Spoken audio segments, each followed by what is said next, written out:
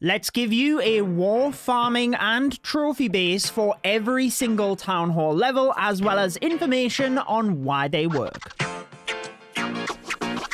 Welcome back to the channel then, guys. I'm your host, Judo Sloth. The true value in this video is what I am going to tell you about base building throughout it.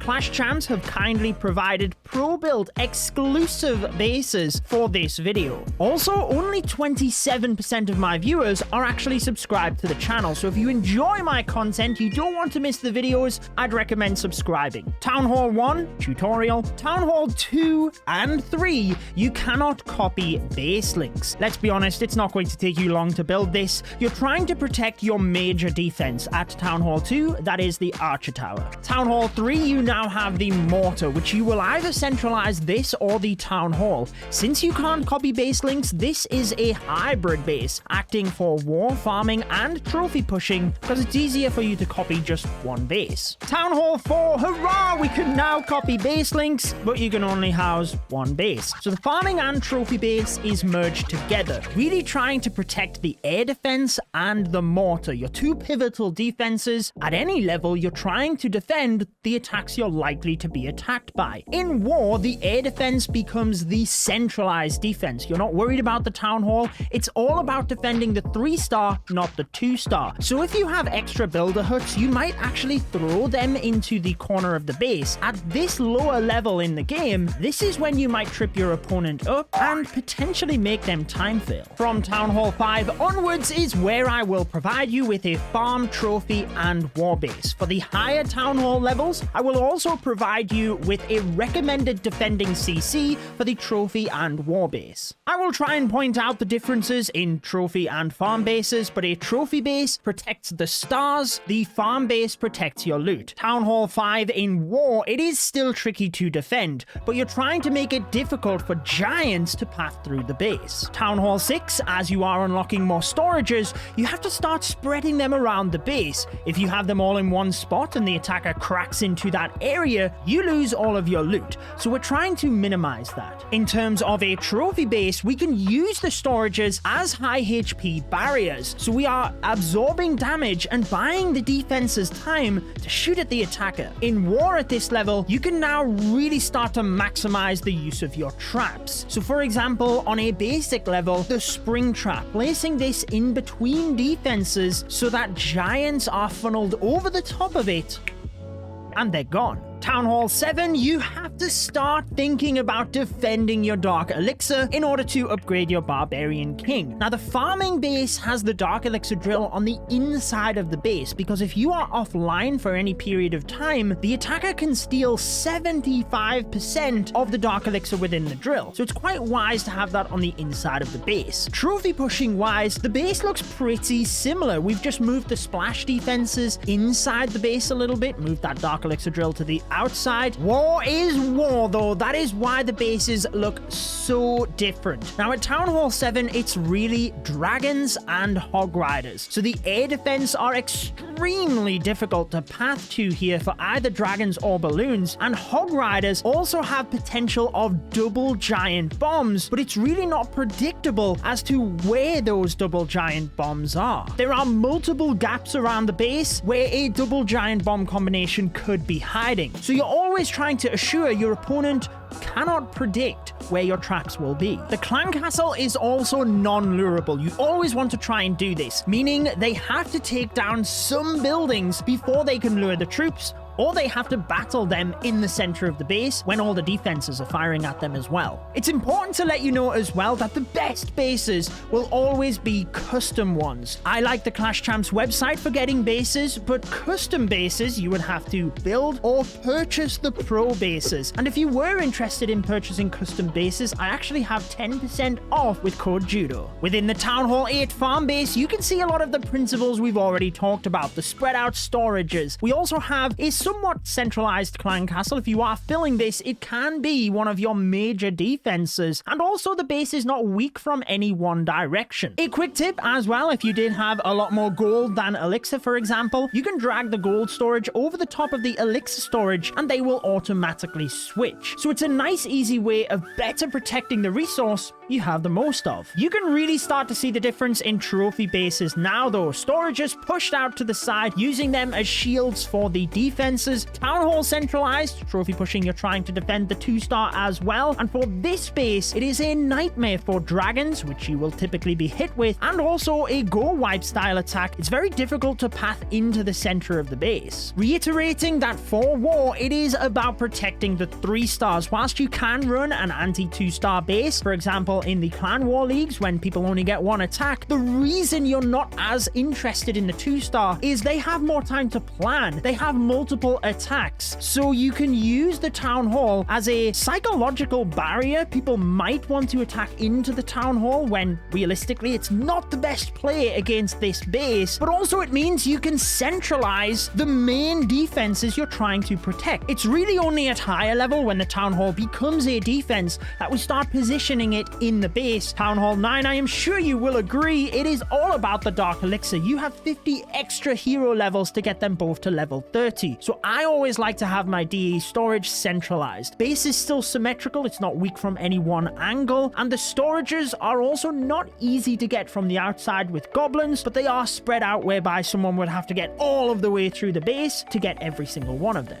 From this point moving on, every trophy and war base will have the recommended defending clan castle troops, so you can get the best value for this specific base, because the options in terms of defensive troops are starting to expand, but depending on your situation, if you can't get these troops, anything is better than not. Being real with you as well, even though bases are exclusively custom pro built for this video, no base can never be 3-starred. You're just trying to give yourself the best opportunity. I really like this Town Hall 9 war base because the air defense and wizard towers are stacked up in a way whereby lava hounds wouldn't necessarily protect the balloons over that area of splash. It's also difficult as an attacker to know where to queen walk to get the best value, particularly with the defending queen being at the opposite side of the base. Town Hall 9 players, by the way, if you want the best attack strategies, I've done a video for that. I'll link it right here for you. As we move on up here at Town Hall 10, you can see a lot of the principles I've talked about for farming bases, and this is where you can use this as a trophy pushing base. Sometimes the lines are blurred. Maybe you are farming and trophy pushing. I would switch to a trophy pushing base if you get right towards your personal best and you want to push just that little bit further in trophies. Oh, and also, I would actually have these Inferno Towers on multi. They were just set to single when it was screen recorded. For the trophy base, you can see how the storages are used a little bit more to protect the defenses. So we do have gold and elixir storages pushed to the outside prior to getting to the defenses, and in the center of the base, they are really used to protect the Inferno Towers so that they can do their job and protect the Town Hall. A lot of people ask why the Town Hall to the outside of the base. For Town Hall 10 and 11, it has an additional purpose on what I've already talked about, and that is because your opponent can get access to siege machines in their clan castle. Think about the wall wrecker, for example. To get the best value, the opponent would have to use it over the opposite side of the base, and they'd be attacking into the 2 multi-target Inferno Towers. Normally, you want to line up the Inferno Towers so you only attack one at a time. In this instance, if they want to use the wall wrecker, they cannot. They're getting beamed from multiple angles, and there's also the opportunity that they actually miss the Town Hall and the 2-star right at the end of the base. For Town Hall 10 players, as with Town Hall 9, I did a best attack strategies video. It's linked right here. For this base, the expos cover pretty much the entirety of the base. We've got the clan castle centralized with the eagle artillery, now a defense that you have to be protecting no matter what type of base it is you are running. Yes, I know some of these are recorded on the war layout, but it is a trophy base. Going back to the point I made about always trying to defend the most popular attacks, the ones in the meta. For Town Hall 11, a lot of the time, that is a bow witch style attack. The reason I like this as a trophy base, you might expect the Tesla to be below the Town Hall, but they're actually right at the bottom, meaning if you deploy the bow witch down there, you're going to be caught out. And also that gap below the Town Hall means they don't path to that area easily. Talk about making that attack strategy difficult to path. That's what you want to do in a war base, right? Town Hall all of the way to the outside of the base, like I mentioned at Town Hall 10, trying to mess up siege machine pathing.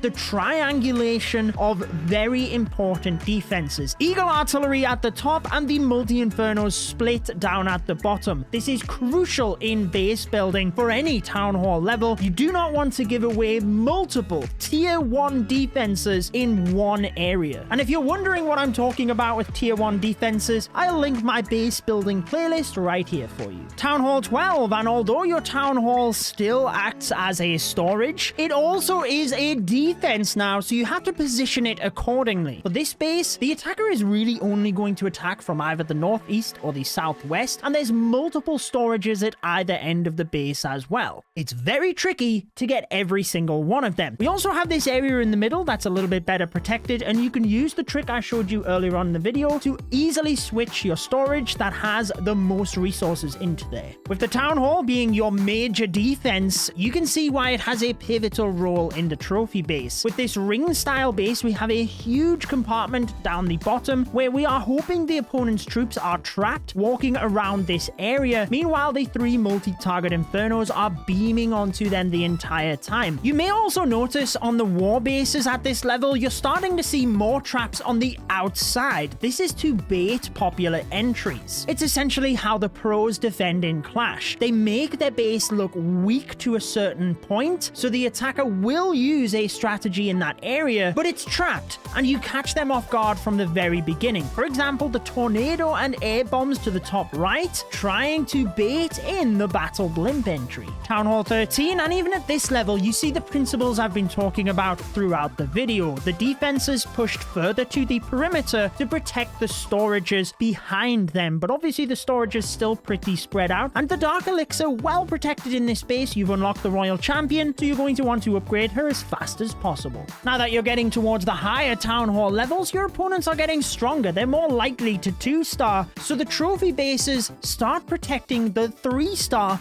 more than the 2-star. So you might start to see the Town Hall push towards the side of the base. This can actually sometimes result in a 1-star if someone attacks from the opposite side or attacks into the Town Hall and mistimes the Grand Warden ability with the Giga Bomb. Depends on how serious you are on trophy pushing, but you can put the Dark Elixir storage to the outside, and there's always a chance someone just takes that, exits the battle, and you get some free trophies. For war, you can clearly see how the tier 1 defenses are well spread around this base, and the other thing I would like to point out is the seeking air mines are in line with the air defense, meaning if someone does a lava loon and the lava hounds travel from air defense to air defense, they hit the seeking air mines. Last but certainly not least, Town Hall 14. Again, the principles of the farming bases I have covered. I also quite like these box style bases at the moment. I personally struggle a little bit more when attacking those, and that's one thing I haven't mentioned in the video. If you find bases tricky to attack, there's a good chance a lot of people do as well. So those are the types of bases you want to use. For trophy pushing, I would like to say that higher legends right up at the top is a completely different ballgame. I would recommend getting custom bases at that point, but in general for trophy pushing for Town Hall 14, I really like this style of base, which baits people in towards the Town Hall and is heavily trapped. It works really well moving into legends. You catch a lot of people out thinking they have to attack in towards the Town Hall, and then since it's trapped, they only get a 1-star, and in reality, they'd have been better off attacking for the 1-star from the opposite side and just getting a higher percentage, since every percentage counts in legends. For the war base, as I have mentioned throughout the videos, the defenses have been carefully placed to give you the best chance of defending, but it really is the traps that set bases apart. So for example, with this one, the tornado trap and giant bombs for the battle blimp moving in towards that area, the red air bombs, potential of wiping out a full set of healers, and deadly for balloons moving over that area. Again, trying to bait entries. The Eagle Artillery looks accessible for the Barbarian King, but obviously we've got Tesla, Skelly Trap, giant bombs in that area to try our best to defend it. This video has been huge to put together, so I thank you for the support. Be sure to subscribe, and thank you for using code Judo before purchases. It helps to support the channel massively. Thanks also to Clash Champs for the hard work with this. If you do want to see a bunch of videos that will help you as a variety of Town Hall levels, I have a playlist with some of my best linked on the screen. With that subscribe button, you guys take care, and I will see you in the next video.